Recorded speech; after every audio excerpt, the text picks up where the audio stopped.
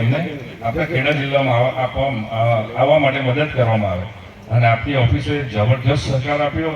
આપણી ઓફિસે ફોલોઅપ લીધું અને એ જવાન જે ટપાલ ખાતામાં હતા એમની બદલી પણ થઈ ગઈ. અને ત્યાર પછી સાંભળવા જેવી વાત છે કે સાહેબના ત્યાં વિવેક ખાતર હું એમની સાથે એમની ગયો અને વિવેક માટે મોં મીઠું કરવાનું ગયું તો અને સાથે ગિફ્ટ પણ લઈને ગયેલા.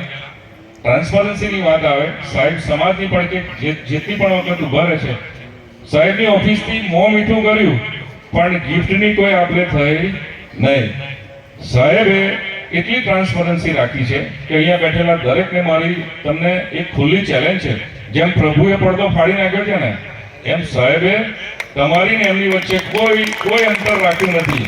અહીં બેઠેલો નાનો વ્યક્તિ સાહેબ જ્યારે અહીંયા હોય, એ મંત્રી હતા ત્યારે પણ મળી શકો અને તમે સીધા મળી શકો એવી સુવ્યવસ્થા કરનાર એનું નામ માન્ય શ્રી દેવસિંહ ચૌહાણ સાહેબ. અને દેવસિંહ ચૌહાણ સાહેબને આપણે વિનંતી કરીએ છીએ કે સાહેબ, અમે શિક્ષણ અને આરોગ્ય સાથે સંકળાયેલી કોમ છીએ. અમે એ રીતે નોકરી કરતી જોબ કરતી કોમ છે. અમે તમને સરકારને એટલી જ વિનંતી છે બે હાથ જોડીને કે અમારી શિક્ષણ અને આરોગ્યની જેટલી પણ સંસ્થાઓ છે એને જે પાયાની સુવિધાઓ હોય, રોડ રસ્તાની સુવિધાઓ હોય, અમારા સમાજને 2-3 પ્રશ્નો છે. એવા પ્રશ્નો ગામડેથી લઈને લોકો આવ્યા છે. અમારો સમાજ ગામડા પર રહે છે, એવી ગામડાની બી વ્યક્તિઓ આવી છે. ત્યારે હવે પછી જ્યારે પણ તમે સત્તામાં આવવાના છો એ વિશ્વાસ સાથે જ તમને બોલાયા છે. ત્યારે અમારા આવી ગયા, બરાબર છે. ત્યારે અમારા સમાજ વતી તમને વિનંતી કરીએ છીએ કે અમારા સમાજની જે પણ નાની મોટી પડતર પ્રશ્નો હોય એનું તમે નિરાકરણ કરશો એવી વિનંતી કરું છું. અને સાહેબ, અહીં આવ્યા છો તો આજે સંવાદ છે, ત્યારે સાહેબ આજે કોઈ ભાષણ આપવાના નથી, સંવાદ કરવાના છે અને તમારી સમક્ષ આજે સાહેબ સંવાદ કરશે. બોલો ભૂષણભાઈ.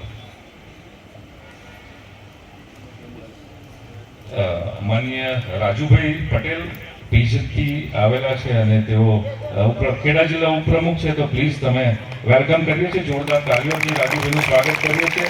હંમેશા સમાજની પડખે રહેનાર એટલે રાજુભાઈ પટેલ અને પ્રજ્ઞેશ પંડ્યા બહુ 30 વર્ષથી જેઓની જોડે સંબંધ છે અને મહામંત્રી છે પક્ષમાં એવા પ્રજ્ઞેશભાઈ પંડ્યા, જેઓની આજે બર્થડે છે, તો હેપી બર્થડે કહીને એમનું જોરદાર સ્વાગત પ્રજ્ઞેશભાઈ પંડ્યા. અને અન્યનું સ્વાગત માનીય જસુભાઈ અને વસંતભાઈ ક્રિસ્તી, તેઓનું સ્વાગત કરશું. અપુભાઈ